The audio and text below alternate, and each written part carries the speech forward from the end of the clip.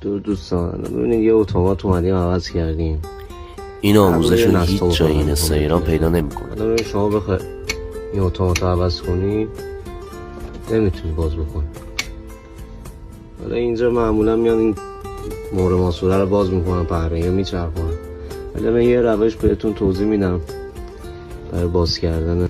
دوستان ببینید این پیچای اتومات رو دونه دونه همینجوری میچرخونید، دونه دونه باز میکنید. دیافراگم اتومات با خود این تنه پلیمری در میاد. این قسمت این پلیمری اتومات رو باز میکنیم به همین راه، این قسمت جدا میشه. همین رو میچرخونیم راحت. باز قسمت هم پیچش رو باز کردم. ببینید همین دیافراگم تر میارید میبندید اینجا.